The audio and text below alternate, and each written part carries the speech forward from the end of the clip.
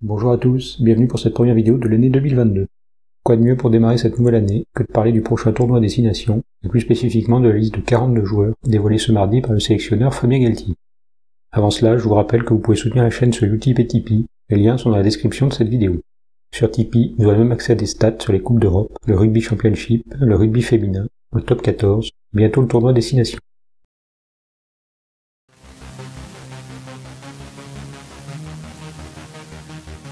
À un an et demi de la Coupe du Monde 2023, et après une tournée de novembre 2021 conclue par cette victoire hallucinante sur les All Blacks, le sélectionneur Fabien Galtier a clairement un groupe bien défini en tête. La preuve, il n'a effectué que 7 changements par rapport à il y a 2 mois et demi, soit un 6e seulement de renouvellement de l'effectif. Et encore, ce chiffre est à relativiser, puisque le Castremont patine et le Montpellierin Ratez palliaient juste les légères blessures des deux indiscutables que sont Mohamed Aouas et Gabin Villiers. Ces deux joueurs avaient d'ailleurs été rappelés dès le premier test automnal contre l'Argentine. Ensuite, 3 changements interviennent sur blessure.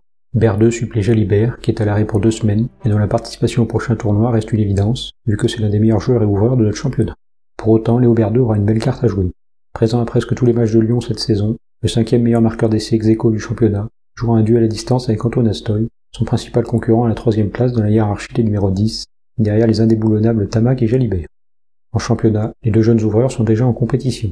Berdeux est le meilleur réalisateur du top 14, mais Astoy le suit directement.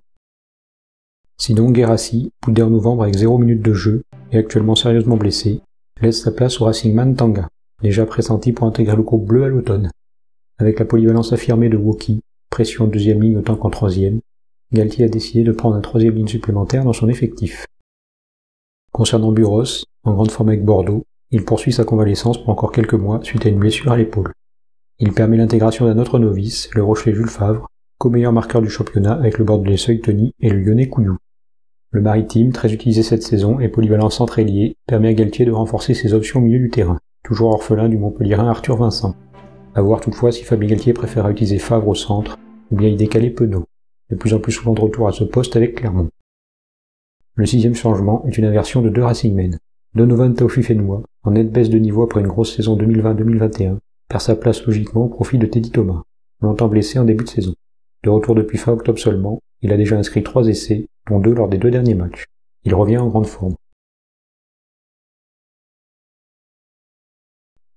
Le dernier changement est le plus surprenant, il concerne le poste le plus délicat pour Fabien Galtier, le 3e pilier gauche.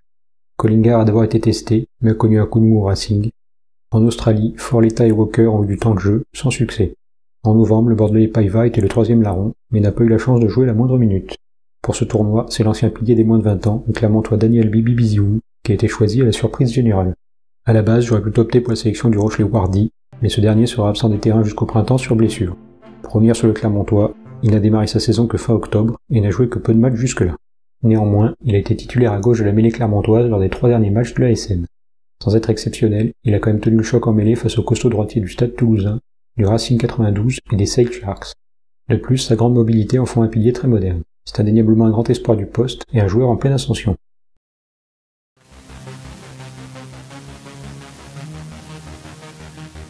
Plus la Coupe du Monde approche, moins les novices sont nombreux en bleu. En novembre, 9 joueurs étaient à 0 sélection, dont 6 jamais convoqués. Pour ce tournoi, seuls 7 joueurs n'ont jamais évolué en bleu, dont 4 novices qui découvriront Marc Lucie prochainement. Cette baisse du nombre de néo-internationaux illustre un groupe France devenu plus hermétique, et dans lequel il est nettement plus compliqué de revenir. Au talon, Pierre Bourgarit, malgré son omniprésence à La Rochelle, n'est plus dans les petits papiers du sélectionneur. Quant à Kamicha, son retour en grande forme avec le Racing 92 n'est pas récompensé. Même cas de figure à la mêlée, Dupont est indiscutable, Lucu a pris la place de numéro 2 en novembre et confirmé sa forme à Bordeaux. En 3e position, Couillou, blessé à l'automne, fait un gros début de saison et bénéficie de ses belles performances en Australie l'été dernier.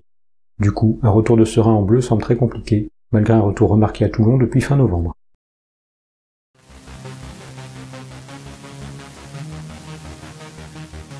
Globalement, cette liste des 42 joueurs est très logique. Pour autant, 2 cas m'interpellent.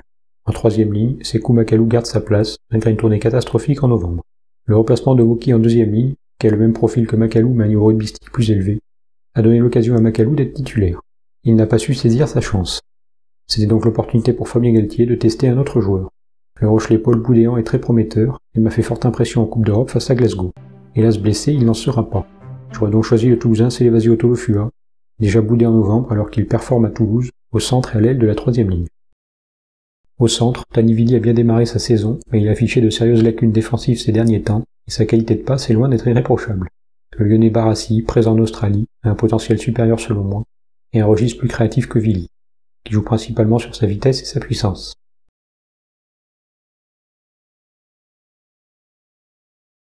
Merci à tous d'avoir regardé cette vidéo, n'hésitez pas à donner votre avis sur cette liste des 42 dans la rubrique commentaires. Aussi, pour une prochaine vidéo, j'attends vos 15 tips et bancs des remplaçants pour le début de ce tournoi.